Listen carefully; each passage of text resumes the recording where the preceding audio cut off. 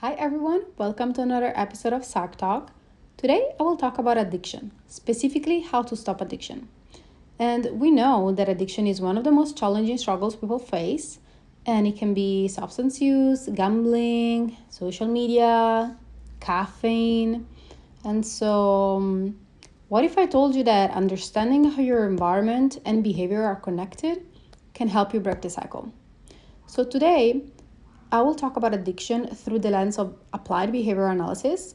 And so these concepts can be hard to understand. So I will try to make it very simple for you to understand.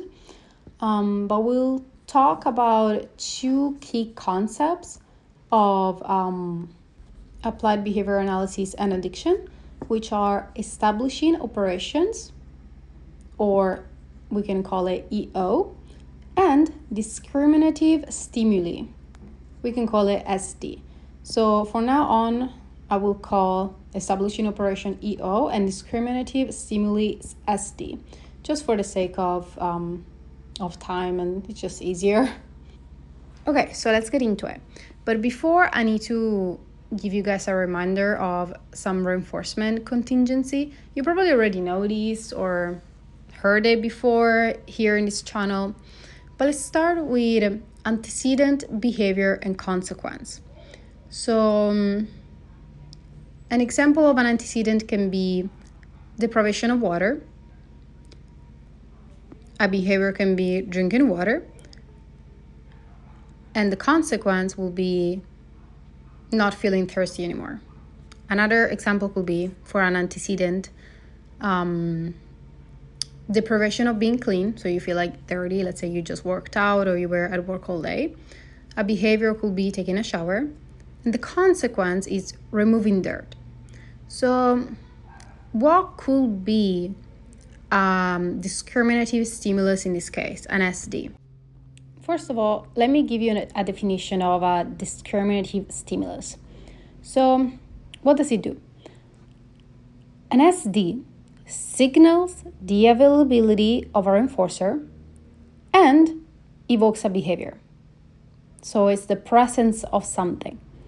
Whereas establishing operation increases the value of a reinforcer and evokes a behavior. So the deprivation of something. So in the case of the water, right? That the antecedent was the deprivation of water, the behavior was drinking water, and the consequence was not feeling thirsty anymore. So the SD signaled the availability of the reinforcer and evoked the behavior. So the SD was the presence of water. So the presence, seeing the water. And when it came to the shower example, the presence or seeing the shower was the SD, so the discriminative stimulus, because when you see the shower, obviously it signals to you the availability that you can take a shower and then feel clean. So it evoked a behavior in you because you had the shower available. So it signals the availability of the reinforcer and evokes behavior. Again, what is a reinforcer? A reinforcer is something that increases the future probability of the behavior happening again in the future under similar circumstances, which in this case of the shower was removing dirt, right? Whereas an establishing operation in this case would be the fact that you feel dirty. Because basically what it did, it was increasing the value of the shower because you were quote unquote shower deprived and you were feeling dirty. And in the case of water, you were water deprived, and so the value of water increased in that specific example. So in the case of addiction, let's say you're stressed, tired, or in withdrawal, you might crave the substance more. And so these states act as establishing operations because they make the substance seem much more rewarding. So it increases the value of the substance. An example could be, again, imagine a stressful day at work. The stress increases your desire for alcohol, making it more likely you'll act on that craving. Whereas the SD, so discriminative stimulus, will be... So the environment plays a big role in this. So basically, let's say you see your favorite bar, a certain group of friends, or even the smell of cigarettes can act as SDs because they remind you that that substance is available. An example could be, let's say you're addicted to caffeine and you're just walking and you smell coffee because maybe there is like a coffee shop somewhere like nearby. The smell of coffee makes you believe that the substance is available.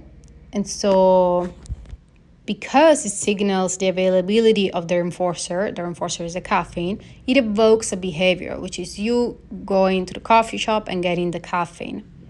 I mean, the coffee, not the caffeine, but both in theory. And so an SD will be the presence of something that you're addicted of. Whereas the EO, the establishing operation, is the value that you give to an emotion. For example, in the case of alcohol, basically alcohol will make you feel less, quote unquote, stressed or tired. And so this state of like withdrawal can act as establishing operation because they make the substance seem much more rewarding than it actually is. So let me give you another example. Let's give you a behavior. So let's say you're bulimic, right? And the behavior is throwing up. The reinforcer will be removal of discomfort because you overate, right? So you feel so full and you're so uncomfortable that you want to throw up, and the behavior is throwing up. The SD, which is the discriminative stimulus, is the presence of a bathroom, because obviously you throw up in a bathroom, right?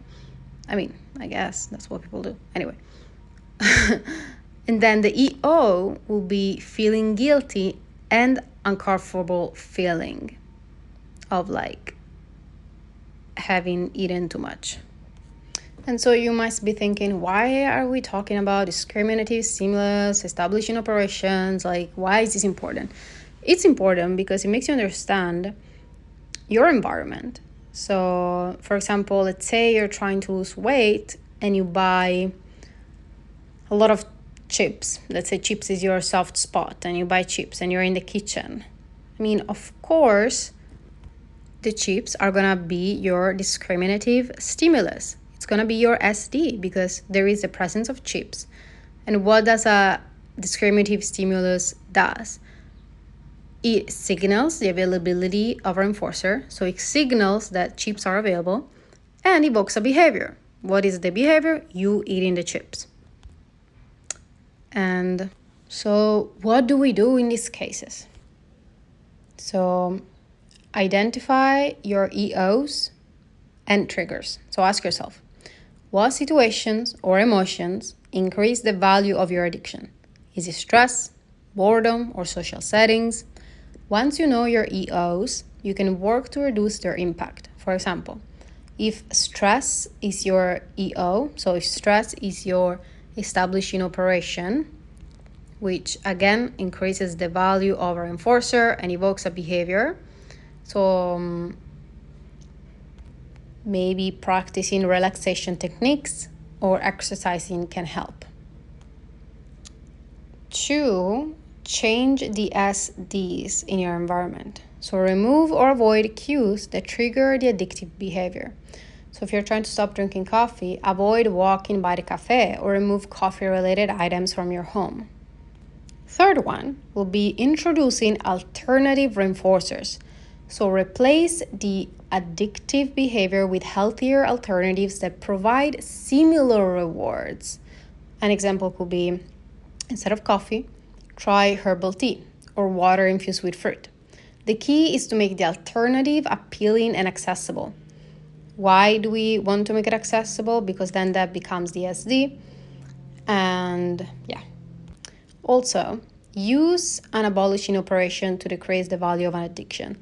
I didn't talk about this, but what is an abolishing operation? So, for example, let's say if you just had a large meal, the value of food decreases and you're less likely to seek it out. So that's an abolishing operation. So when I say use a abolishing operation to decrease the value of the addiction, it's plan ahead to reduce cravings. So for instance, eating a balanced meal before attending a social event might decrease the appeal of alcohol. And then reinforce positive behaviors. So reward yourself for small victories. If you make it through a day without engaging in an addictive behavior, celebrate it, whether that's with a favorite activity or a small treat. So let's pull this all together with a coffee example. 1. The EO, establishing operation. You smell coffee while walking down the street. And let's say you hadn't coffee for a while, that definitely increases the value of a reinforcer and evokes a behavior. 2. The SD, discriminative stimulus. You see a coffee shop sign signaling that coffee is available. So what does it do? It signals the availability of a reinforcer and evokes behavior. So the presence of something, the presence of the coffee shop. 3. Behavior. You walk into the shop and buy a coffee. 4. Reinforcer. The coffee satisfies your craving, reinforcing the behavior. So now, if you wanted to stop this habit, you could avoid walking near coffee shops. So we remove the SD because we remove the availability of that specific reinforcer. And if we remove the availability, then the behavior doesn't evoke. Then, 2, replace coffee with a different morning ritual, like a tea or meditation, introducing a new reinforcer. And then address the underlying need for energy or comfort that coffee fulfills, which it reduces the value of coffee, reduces the EO. So again, I'm going to give you another example because it's hard to understand. Let's say you are trying to lose weight, right? And you're addicted to food, or like you have binge eating disorder or whatever. Let's say one key things that you could do besides having healthy foods at home or foods that are not highly,